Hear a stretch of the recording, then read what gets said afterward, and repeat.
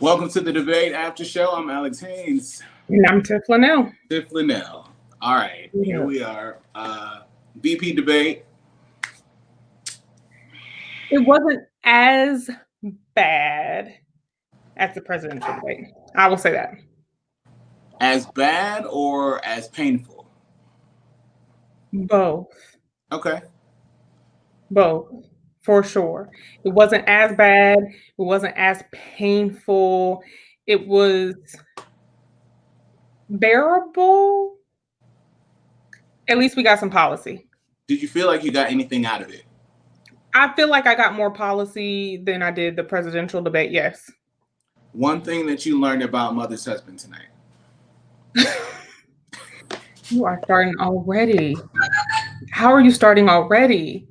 I'm always on. He can hold a fly on his head for a really long time. Honestly, I think the fly was the distraction that we all wanted. You know, Yes. I'm going to use a real black ass example, right? You know, when and this is if you're a part of Black Twitter, you understand these moments. There are certain award shows that we watch together. There's certain award shows that we watch because Black people were nominated. We watch the show up until and only until that Black person's name is called. Most of us leave the award show before they win or lose because most times the y'all white ass award shows they lose, but we watch until they're nominated. I think that was the moment that we all got tonight when the fly landed on Mike Pence's head. Well, I've seen enough. I've watched enough. I'm actually done with this. I'm actually done with this. That was all I needed. I'm really done with this. So one thing that you learned. Nothing. I learned something. I learned that Mike Pence can lie for an hour and a half with a straight face. I don't think that was new information. Oh, I don't know many liars that can lie that long.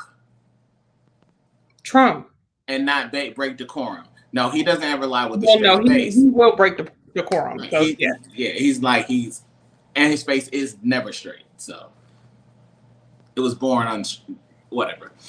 So I think that's something that I learned. I also think that white privilege was rampant tonight. If there's anything that I want to call out, it's that. I think that I continue to cringe over and over and over again. We often talk about white supremacy. In some circles, we partner that conversation with patriarchy and just white male privilege. White male privilege is afforded to white men by everyone. Again, so this is one of those things that we talk about when we talk about white supremacy and how it has its roots and its hooks in everything. White male privilege is something that people automatically afford to white men because they are white men. And it happens to by white men, it happens by white women, of course. But Black people also perpetuate it. I don't think Kamala was, but Susan Page definitely afforded privilege to Mike Pence, allowing him to not answer any questions at all, allowing him to overtalk her and grandstand during every single point, every single piece of the conversation. There's not one at one point that Mike Pence did not grandstand at all. Often he did answer the question. He would say something to the tune of, but not limited to, well, we have a plan. Me and Donald Trump have a plan, but on fossil fuels. We're talking about healthcare. But on fossil fuels, she wanted to ban fracking. Like, it's like, whoa, come on, bro. You want to bring it back to the topic at hand? I know that Donald Trump loves the poorly educated. I understand that. I understand that's a tenet of your campaign, and I understand that's who believes your nonsense. What I don't appreciate is being treated like I'm remedial. But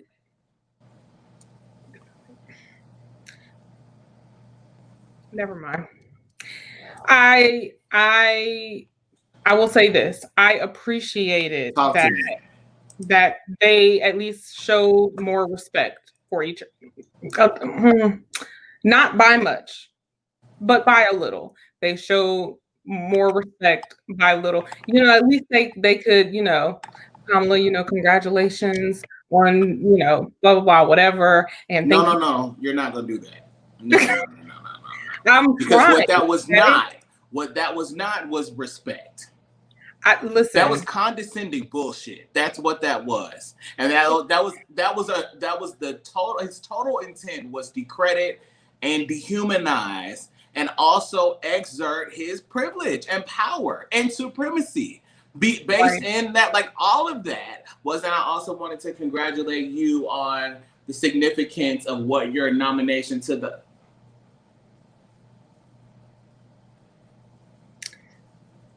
No, it's not cool. And I really understand I had a prediction, and I don't really do imitations too often anymore. It's really what got my ass thrown into detention all the time when I back in my school days. But Mike Pence is literally the embodiment of bullshit, right? So, and I say bullshit lightly. If you're offended by the term bullshit and you rather something else like bull crap, I don't know if that makes you feel better. It's what Mike Pence is the embodiment of somebody that says a lot of things. He says a lot of things and connects no dots. He says a lot of things. It's like talking a lot, but you don't offer any information.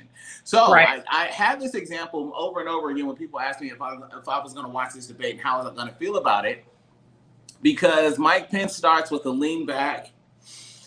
Kamala really would like to talk about how much the American people appreciate what this administration, and specifically President Donald Trump and his beautiful wife and the kids, Ivanka and Eric and Donald Jr., what they've done for the American people and what they've done for the American economy.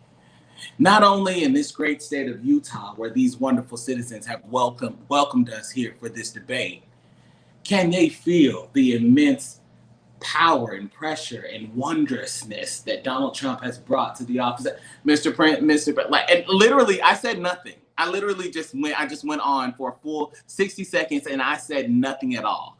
Literally, this is literally what Mike Pence has done from the day that he set foot on the stage as Donald Trump's running mate in 2016.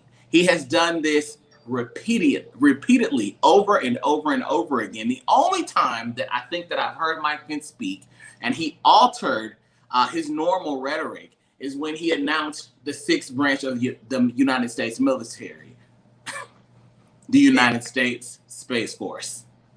And then he said that with such conviction. I wasn't sure if there was going to be a Toy Story sequel, or like I was so confused. And really, after I listened to him and like the condescending rhetoric, the confusing rhetoric. So if he said at least 4 times tonight, I had it down in my notes. I want to go back to the original question. Right.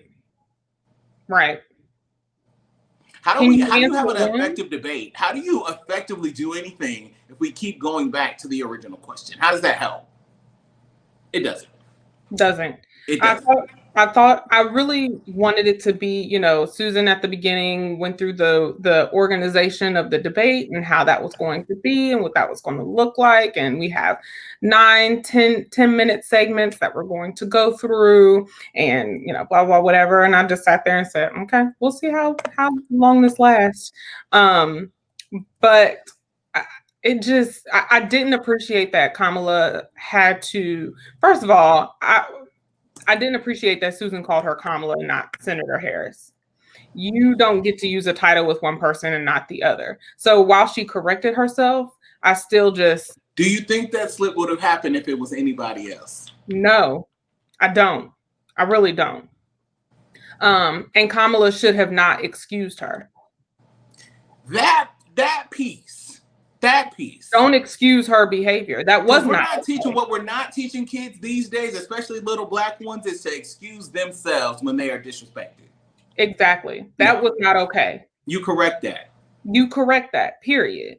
So I did not like that. I also didn't like that Kamala had to continuously stand up for herself. And I will say this, I have had a problem with either the sound people, the production people, or both, but I don't understand why you all keep allowing the candidate. Well, I do understand why, ratings, but stop allowing the candidates to talk over one another. Turn their mics off. If their turn is over, if their time is up, turn the mic off so that we now, can. Tiffany, that's something that just can't be done right now. That is something that is decided by the debate commission. That's something that they have wanted to do. I think that I think it's something that they will keep proposing. It won't be needed after this asshat is out of office, but it also wasn't needed before him. So I don't think they're going to do it because they do not want him to lose his composure once they cut his mic off. I offer to you, if you've never seen it before, search YouTube. I probably posted it. There's something that happens when people cut people's mic off. Black people, there's an example with Kaya Shimon. Y'all know her, my neck, my back. Her and a radio personality years ago, Portia Fox. Search Portia Fox and Kaya, get your life. It's 20 minutes of bliss because Portia cuts Kaya's mic off. And if there is a more rambunctious version of any, let's get back to Mike Pence. So let's go back to the beginning. Let's talk at the beginning. I asked this question. I was a little distracted typing on Twitter now. Like, Chris Wallace ain't it. No. Susan Page ain't it. So who should moderate the next debate? Apparently Andy Cohen. That's who I keep seeing that it gets voted in. I told someone today that last debate really should have been on Bravo. I felt like I was watching Bravo. Did you say whom? Andy Cohen. What, for why? Because this is reality TV. Okay, and so he moderates the Housewives. Correct. I'm sure Donald Trump would be up for that. I'm sure I'm not here for it at all. I'm not I would either. like a list of names. I just tweeted it out. I'm hearing any Black woman. This one, they may as well let Monique do it. Oh, hell. If she's like Charm School Monique, that might work. That might work. Excuse me, baby. You're not going to talk over me or her. Now, Whoopi, but Whoopi can't handle it. Whoopi can't handle it. Whoopi can't, because Whoopi can't even say his name. No. She can't even say his name. So 45. Yeah, no. Question for you. I want to know, I need to find out if The Fly has a Twitter account yet. Because I know it's already the #1 trend. It's now trending above the debates. The Fly is? That's all anyone's going to talk about tomorrow. Because that's all that this debate amounts to. And I hate that Kamala was a part of something that's going to only surmount to a fly. Yeah. I literally was doing something on my phone and I happened to look up and I said, is that a fly crawling on his? And how does he not feel that?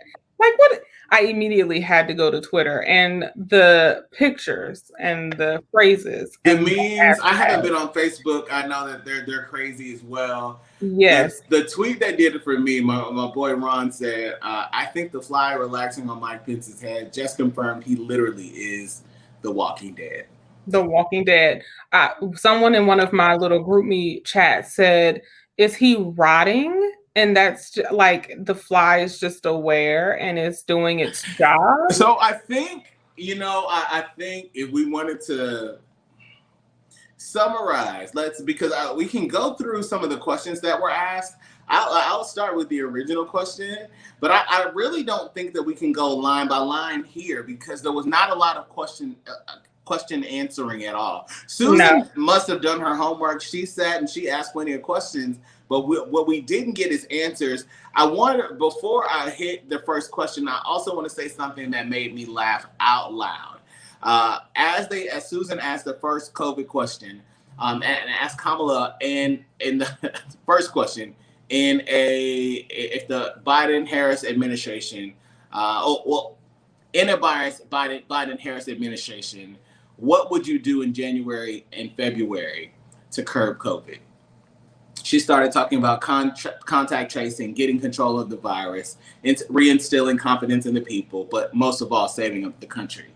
Mike Pence said, from the very first day, Donald Trump did what he needed to do to protect this country from COVID. I actually laughed and wept, then took a shot. From day one, this is the incessant lying. It's not just the lying, but you're not even just grandstanding. You are lying in my face. You are looking at me and you say, I know that you was a dumb. You almost used an expletive. You was dumb. Okay, you was not kind. You was not nice. You was not important. You was dumb. That's what I'm hearing from him when you said that from day one, because what we know is that day one, when you guys found out, and he was talking to Bob Woodward, he was talking about how terrible it was and how much worse than the flu it was. But the day that he told the American people, March 13th, when he did that, and we can roll the tape, and we're not going to do it tonight, but we could roll all of the tapes. He said repeatedly over and over and over and over again, we have less than one case. We'll never have any cases of the coronavirus. What killed me was the comparison of swine flu, and had the swine flu been around, it would have been this many. I was like, for those that are not aware, they like to cite that information about the swine flu, H1N1, SARS. The death toll, we talked about this on the last debate after show, the death toll of the number of people that died from SARS, it's not funny at all. 12.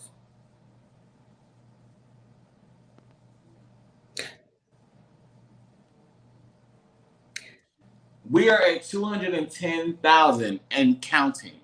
In this country. With schools reopening, businesses reopening. Leave it to, if you ask Trump, businesses are booming. The economy is booming. The economy is reopening.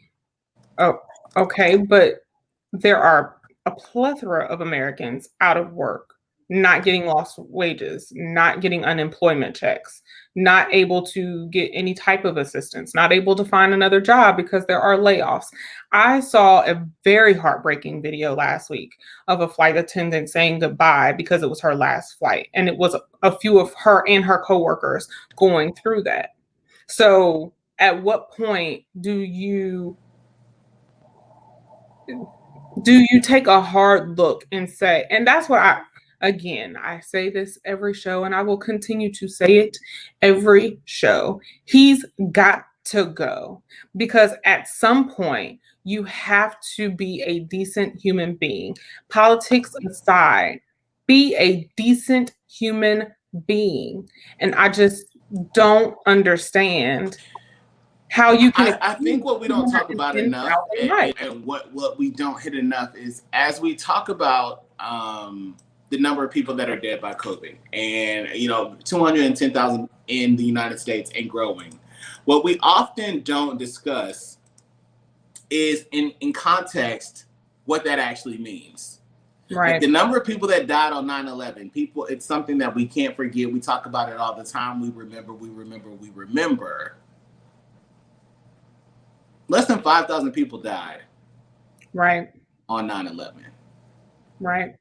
210,000 people is almost 5 times the number of people that died in the war in Vietnam. Which is just crazy.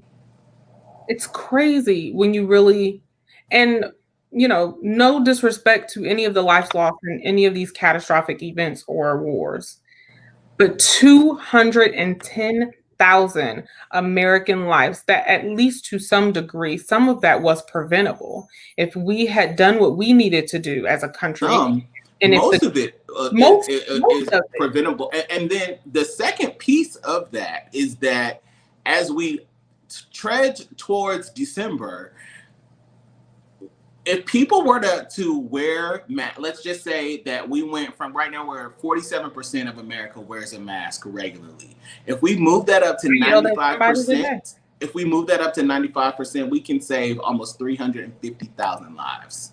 We are slated to lose. We've lost 210,000 since this began back in February. We are slated to lose between 200,000 and 400,000 more lives by December.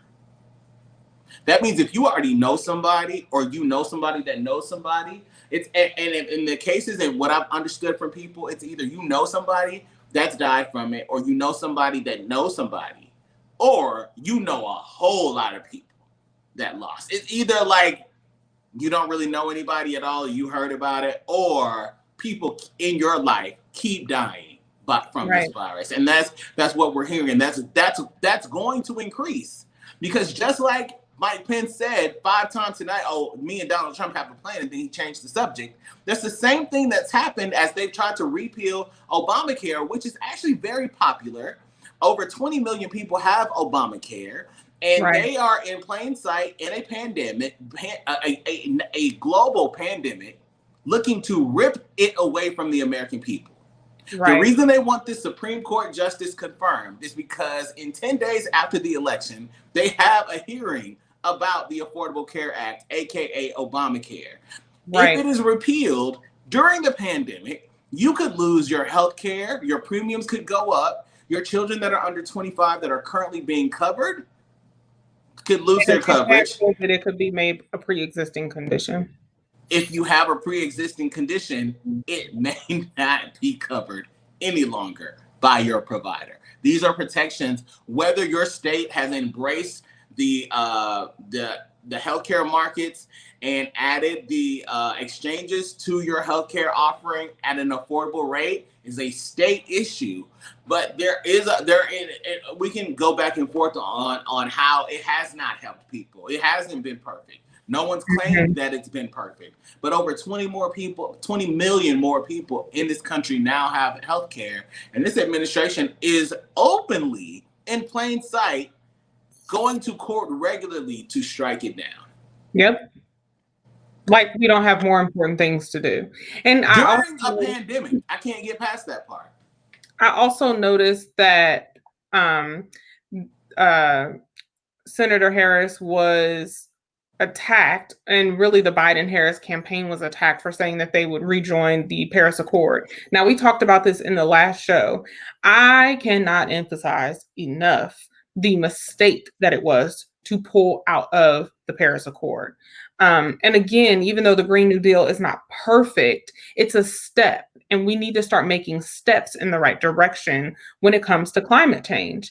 I don't know how many other scientists need to say it. This is not a hoax. Climate change is not a hoax. It's not something that the left made up or the liberals made up or anything like that. Our Earth is dying. We are killing it.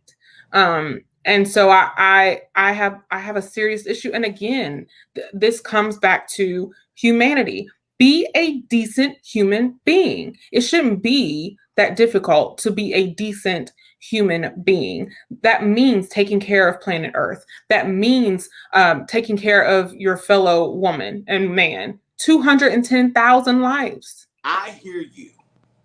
I understand you.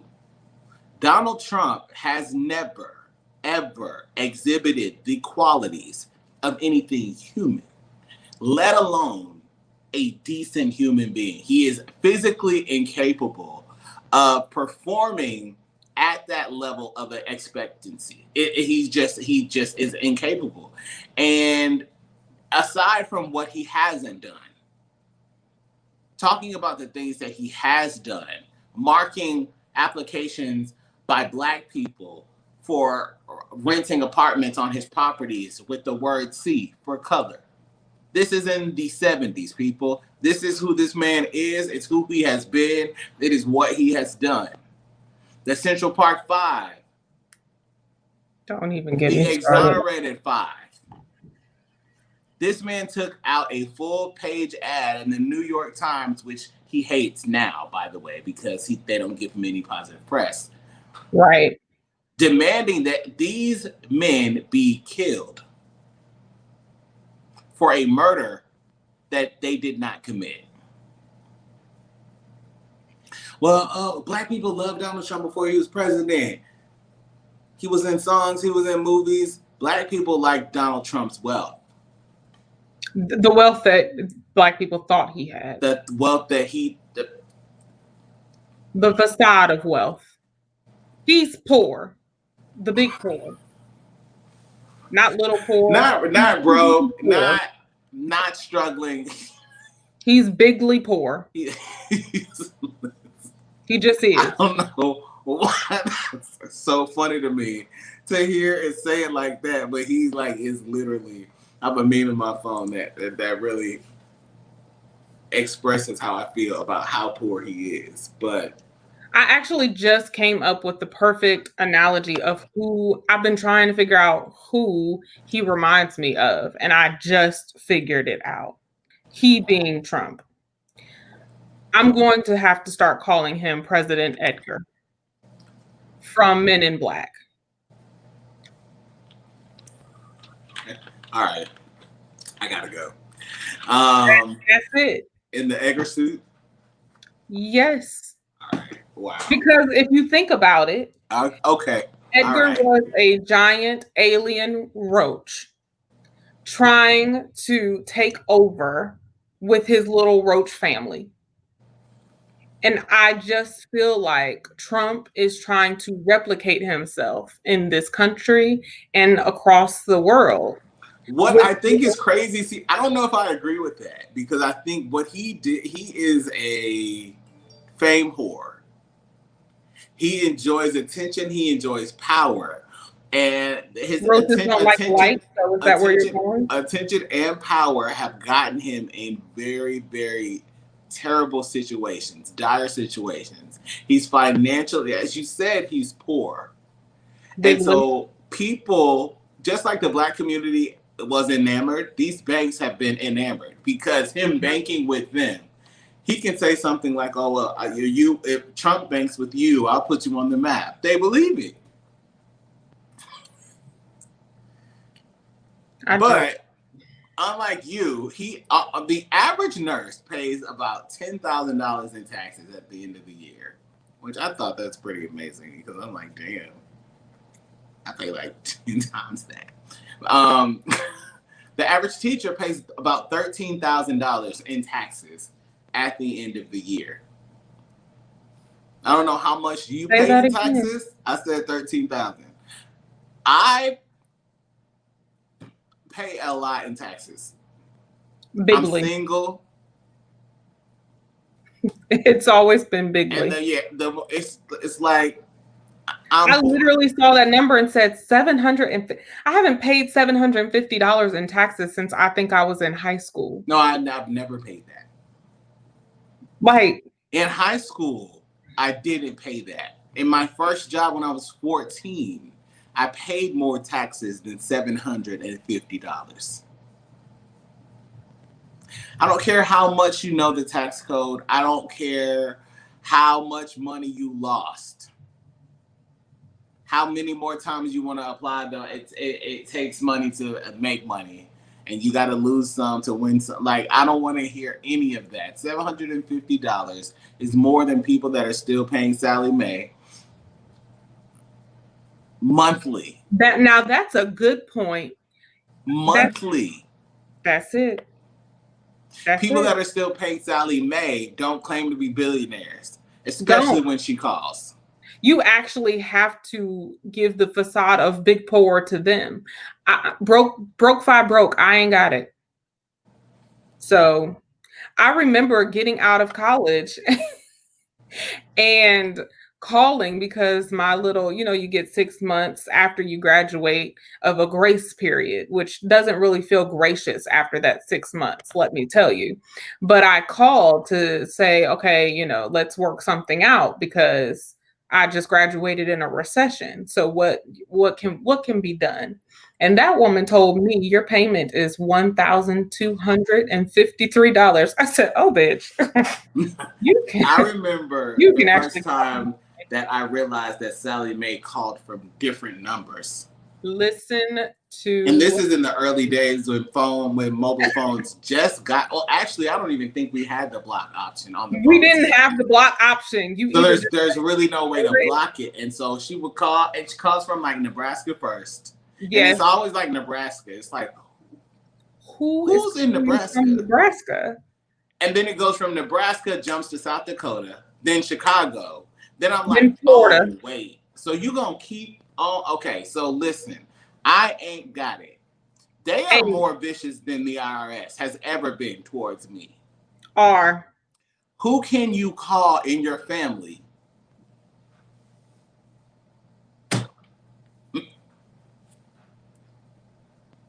So, I think a lot of people identify with that. You know, if you have ever been fortunate enough, because it's also an honor to be harassed by Sallie DeMay. Is it? It never felt like an honor. Her little cousin, Navient. It never felt like an honor. I will say, in all of the hacking jobs in the world, I just still don't understand. Like, is it Fort Knox over there? Do we need to send a latitude, longitude? What do we need to do? I do understand. I understand your sentiments. If they can get Equifax and left Sallie Mae alone, I got problems. What are you doing? But I say all of that to say, to bring you back to people understand. You see how triggered we are. I paid Sallie Mae like the loans that I had with her. I've been done with her a good maybe like 6 or 7 years now. It's been a while, which is crazy because a lot of people can't say that, but a lot of people feel that triggering. It is that maddening. So that much anger that you have towards her, you should have towards the president of the United States that claims to be a billionaire and pays $750 in taxes. But what about Amazon? They don't pay. Listen. All the butts in the world, there's not enough of them in the world to justify the man that calls himself the most patriotic person on the planet, the man that is on a law and order platform but breaking the law by not paying any taxes. None. Like there's just no way to justify this. And so if you're if you were on the well, you know, that's American capitalism, getting around the system is the way. That's not the way. It isn't. Getting around the system, if everyone got around the system, then we wouldn't have a system. We wouldn't have the crumbling roads that we have. Listen to me. Our infrastructure would be better. And that's the thing. I have been saying this and I will continue to say this. When you go, first of all, Alex, you and I talk about this all the time. America's not that old.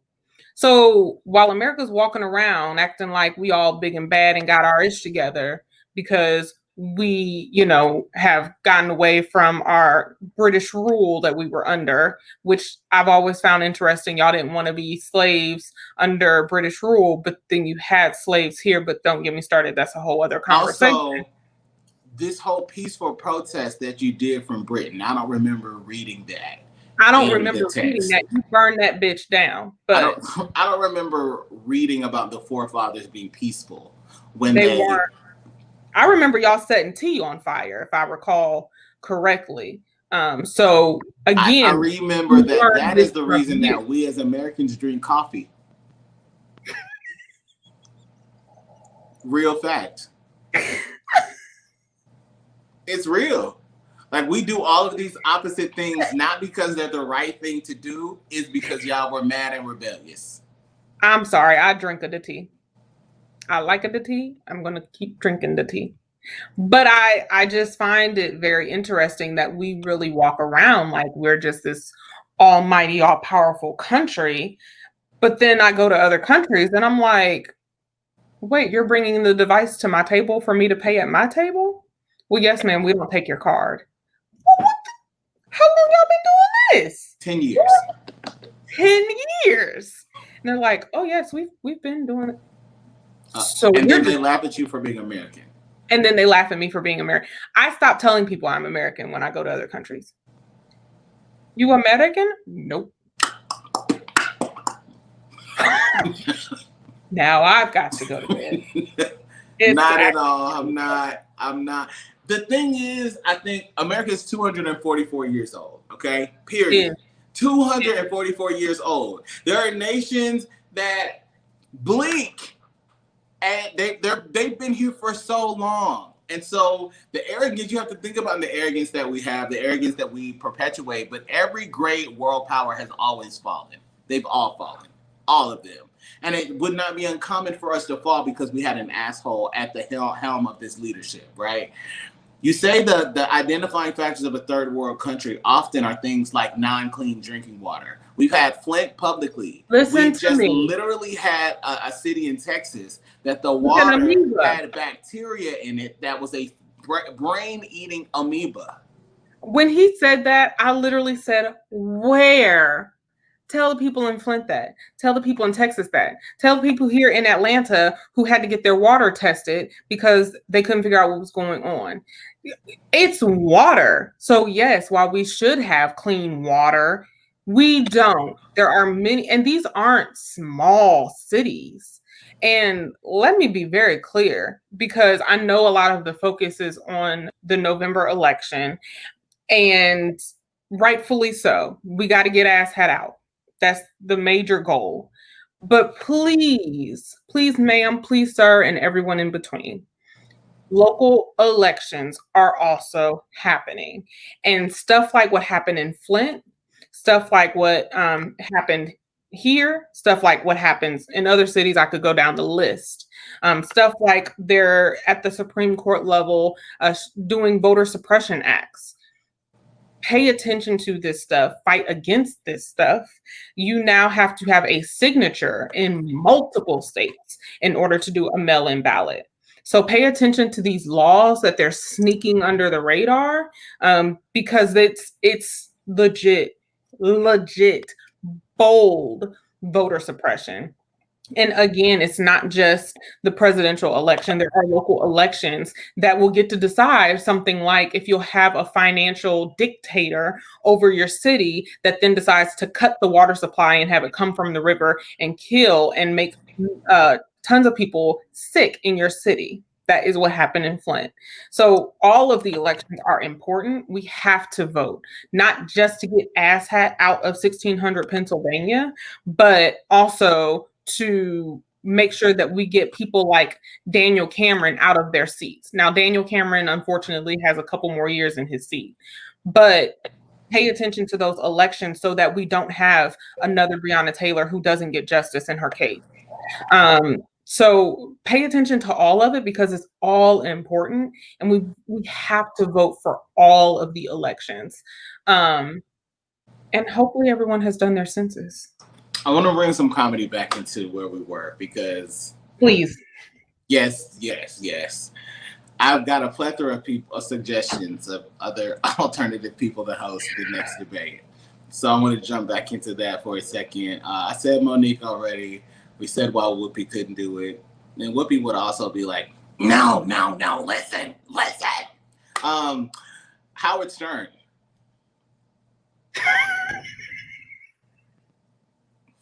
That's okay. A good one.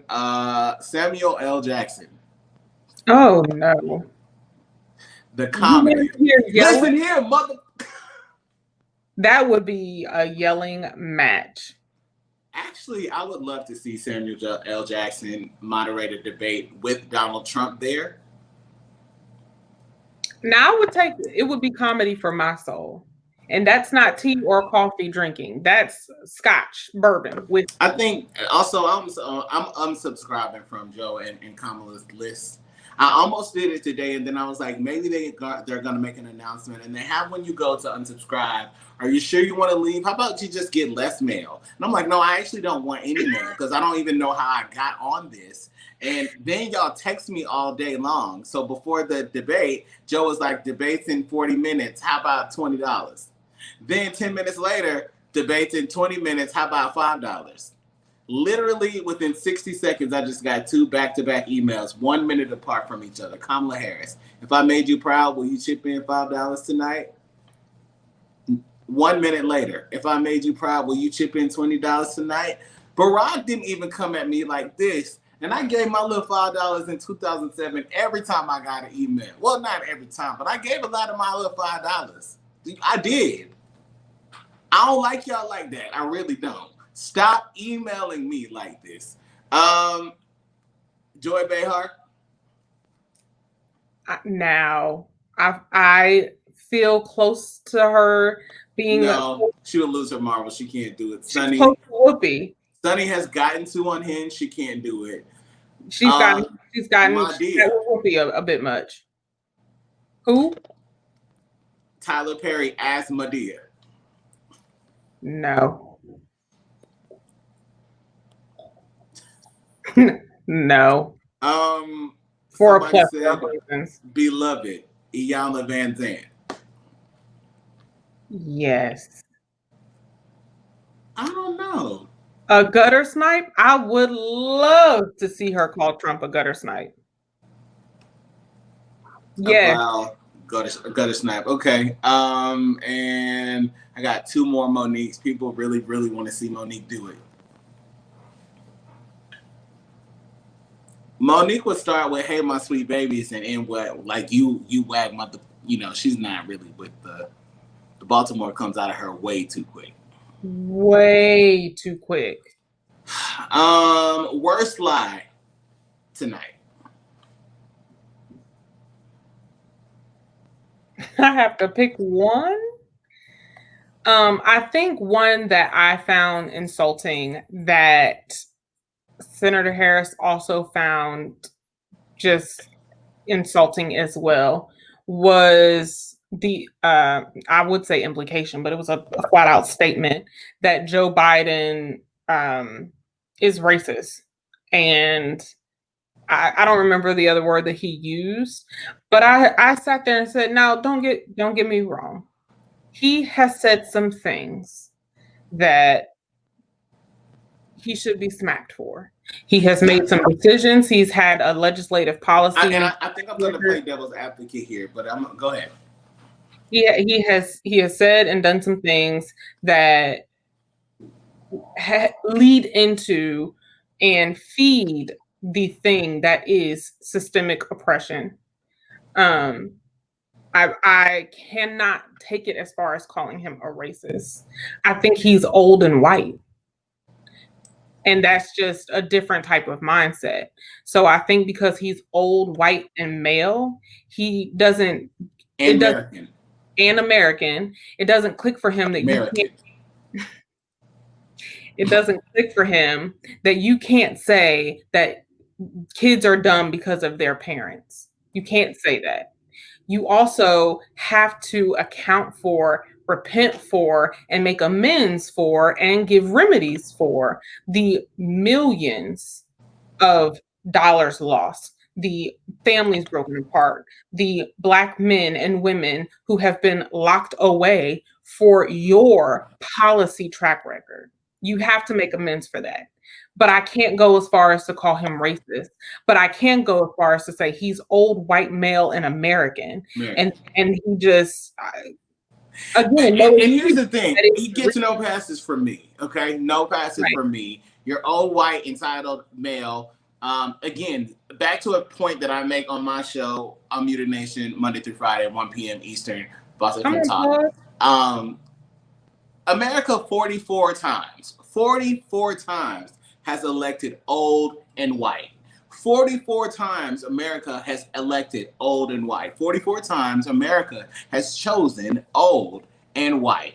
Probably obviously less qualified aside from the candidates that they've run against. But America chooses old and white. That's what America is comfortable with. So one time we get Barack Obama, one time we get a Black man, one time.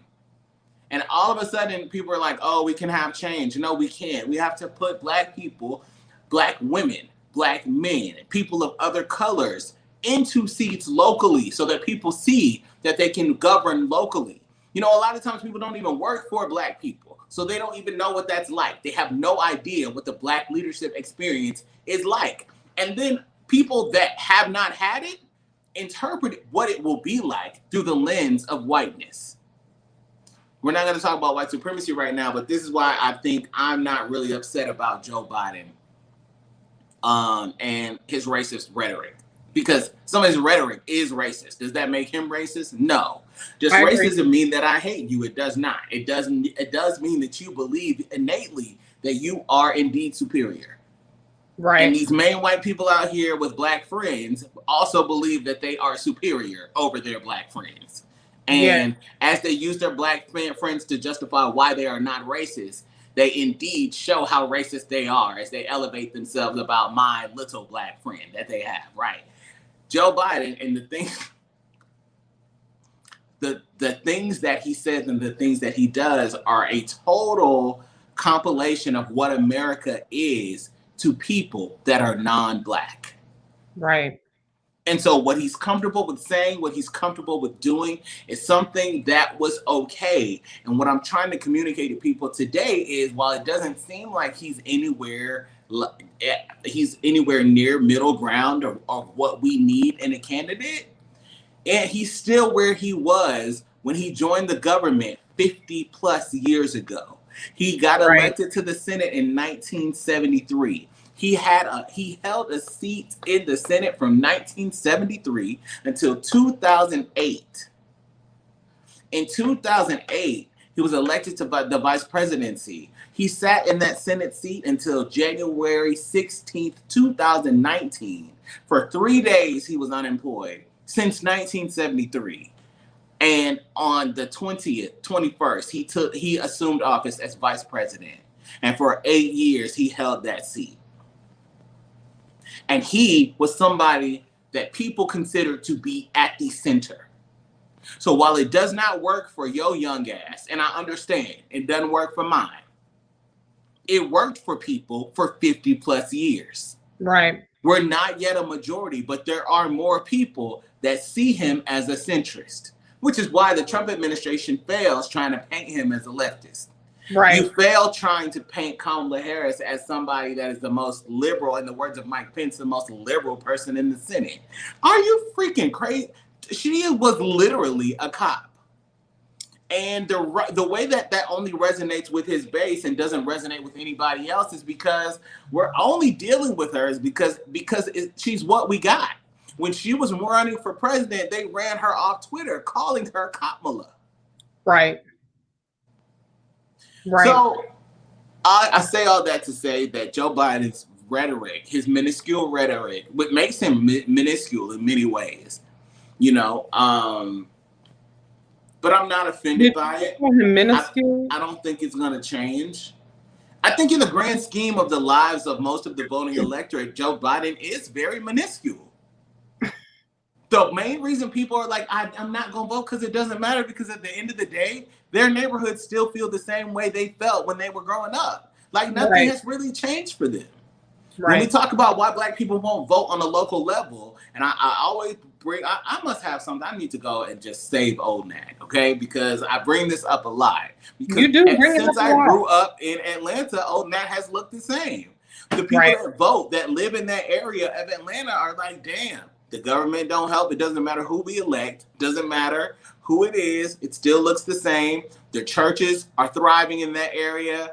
They don't do anything but help the Bushes on their little church grounds. There are still, old Nat still looks crazy. And so when we don't see it in our local communities, and then we don't see it helping or assisting or favoring us in any way in the government, in the national government, I understand why morale is low. Well, and not just that, but again, when you have voter suppression laws boldly being brought back into play, or voter suppression acts and actions, showing up to the polls and, we don't have the power cords for the voting machines. Only 2 out of the 5 are working.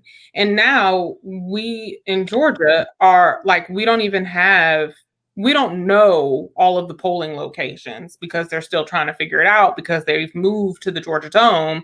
We don't know what that's going to look like. So all of the voting organizations are trying to plan as best as possible to cover different precincts and do different things, but our precincts aren't decided yet. So it's really a game that they are playing. And again, I think I mentioned this in the last one. This is where gerrymandering and redlining come into play. And again, local elections, we can't impress upon that enough.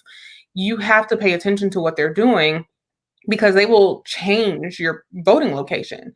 They did that before. You show up to one voting location, oh no, your location actually changed. And they may tell you what your new location is, they may not.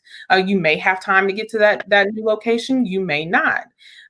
So it's bad. And when you see that, and when you have lived with that, and when you experience going to the polls and not being able to vote because they purged your record, or they tell you they don't have enough paper sheets and they can't give you one. I'm not making this stuff up. These are real stories. When you deal with that, it's very discouraging. When you pull up to a polling location and the line is down the street and someone tells you they've been in line for 3 hours, and you know it's going to be another 3 hours before you even get to the door. And God knows what that line looks like inside the door. It may be another hour once you get to that door, which means you are in line for 7 hours. And if you are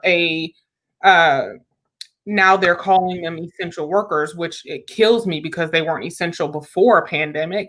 But if you are an essential worker, you have to go to work and you're not getting the day. I don't understand why voting day is not a federal holiday, paid, period, point blank. It is a crime. Well, the whole electoral college is a crime, but again, that legislation has to be pushed by legislators, right? And the things you're like, oh, well, what do I write my congressman about? That. Not just right when the pandemic is over or when they start getting office hours again, go sit in their face. And we've talked about this before, and I will say it until I am blue in the face or dead in my grave. You as a constituent have a right to go sit with your congressman or man or woman. You have a right to write them letters, to email them, to call them, blow their phones up. You have a right to show up to council meetings and public hearing meetings. I know some people miss the signs that are on the side of the freeway that will say public committee meeting or something coming up. Pay attention to those. Sign up for, if your city has a newsletter, a text message service, whatever, sign up for those. I get all my city alerts, all of them. I want to know everything that's going on. Sign up for stuff like that. And when you hear someone being discouraged, encourage them. We gonna get through this, but we gotta vote. I'm already hearing people say, I'm not voting because I just can't. I don't want to hear that. We cannot afford that. We literally 210,000 lives, abortion rights, Obamacare, LGBTQ rights, systemic oppression, Breonna Taylor, Rayshard Brooks, Jacob Blake. We cannot afford to not vote. It's not an option. Like, this isn't a game. This isn't it's not a luxury. It's not a luxury. And I think one of the things that I want to point out, and I appreciate that comment, Roz.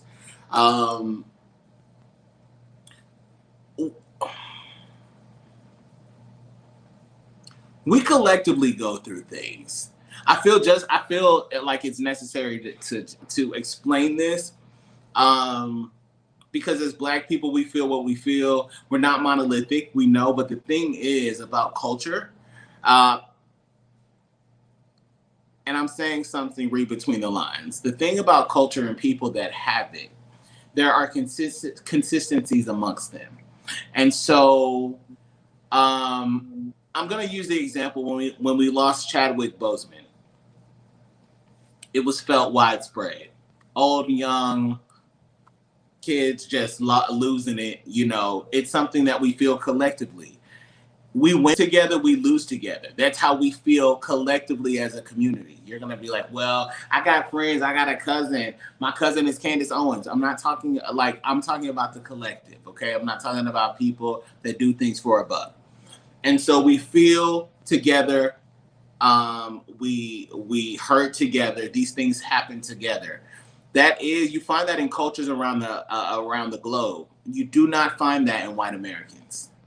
And so they look to seek out some form of tribalism, and they try to use politics to unite them, but they don't feel. So as we move into talking about Breonna Taylor and the collective loss that we find when our sister has been taken from us by law enforcement, there is no accountability. And it's something that we see all the time in Mike Pence uses this as and this if you need any proof, you're like, well, I feel like I like Donald Trump's charisma, and I like he's not checking for you. Mike Pence, Donald Trump, they're not looking for black votes. They're looking to suppress black votes, and they want their base to show up. So what they say is things like this. He said, well, I mourn the loss of any American.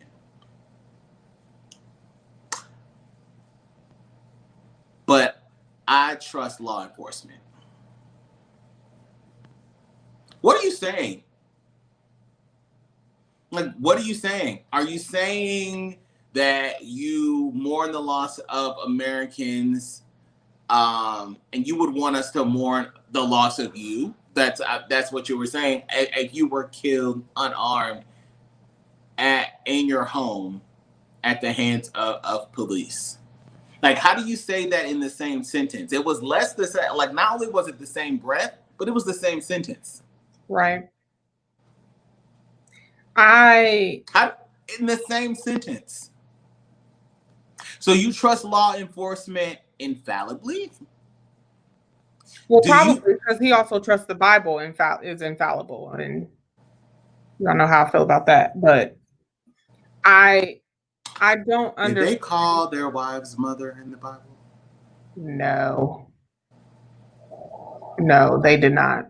I don't know what type of BNS, BND, whatever it's called, that is, but I don't want no parts. I take one. I don't understand how anyone can be okay with what happened and the injustice that just occurred with Breonna Taylor's case. I don't understand. Well, to insinuate further, with you not being able to understand, to insinuate that Kamala was attacking the sanctity of the grand jury. Right. When we know that nothing but nonsense was presented to the grand jury in the first place. Right. And someone asked me about this, so I'm going to take a moment to go through this for anyone who doesn't understand the process of a grand jury. A grand jury is normally convened when they basically want to have a special type of case. They want to present the issues. It's differently done. It's not normally in an open court. They convene a grand jury of peers. And then the grand jury is presented with evidence. They get to talk to witnesses, all of this. So it's some of the same processes. However, the wording and the language that's used during a grand jury convening is normally very intentional. So after, and Alex, you and I talked about it, after the Breonna Taylor case was happening, immediately following the press conference, I said, something's not right. And I don't think that he presented all of the charges. And now we know he didn't. But basically what I am thinking, all of the plausible charges. What he did, what they did was present a case, and basically what they can do is narrow it to one particular situation. So they don't have to present all of the facts. They don't have to say, this is the case for Breonna Taylor. They did. Period. They don't have to. So what they can do is use language that implies that this case is handling this specific thing. This is a situation that happened. These are specific facts. With these specific facts, and the actual indictment or charges for the officers involved in the shooting of Breonna Taylor are being handled by another case or another jury or whatever. But he would have used that language like that. And I'm at this conclusion because he did that in his press conference. He started off with, we only handled the charges for basically the 3 counts. And Daniel Cameron started off are being handled by the federal level. So I'm sure he went into that courtroom, and the case that was presented said the civil charges in the indictment of in the charges for the officers involved in the actual shooting of Breonna Taylor are being handled at a federal level. We will not be handling that here in this case. This case is about XYZ. So that is the trickiness that can be in a grand jury convening, and for Mike Pence to uphold that and support that and promote that is asinine, disrespectful at the least. And again, back to your point of, oh, you big dumb, let me just talk to you on big dumb level. And I take serious issue with that. I just do not understand how, and I know I'm not surprised by it, but it's frustrating at this point to hear anyone say, and I mean on both sides, to hear anyone say that racism is not a thing, that systematic oppression is not a thing, systemic racism is not a thing. Like how, why? How do you even begin to come to that conclusion? So I take serious issue with the man that calls his wife mother. Serious issue. And again, Biden Harris is not perfect by any stretch of the imagination. I get it. We cannot do another 4 years of asshat and mother's husband. We can't. Go to iwillvote.com, figure out where you need to vote. If you don't know how, because that's the other thing they're doing, they're changing your voting page websites to make it harder to figure out your information. So if you can't figure it out on your state's website, go to iwillvote.com. You can put in your information, check your registration status, make sure that you get absentee ballot information, get polling locations, get mail-in ballot drop-off locations, get absentee ballot information. If you are voting abroad, they have that information. Scroll to the bottom and click abroad. Go to that website, get the information that you need, and vote. Take your ass to the polls early. And I don't mean early on the day of election day. Go do early voting. It is so much easier. So much easier. And it will save so much in the long run. It will save some heartache. It will save some time, especially if you can only go on your lunch hour because you are an essential worker. Do early voting. But like, enough is enough. Federal and local levels. Enough is enough. Some of these people have been in office for 50 years and ain't changed a light bulb, let alone a policy. Vote. Period. That's it. Vote. I'm done. And that's it. Yeah. That's it on that. So for anyone who didn't know, that is the only VP debate. There will not be another one. The next presidential debate is, I believe, on the Thursday, October 22nd. There we go.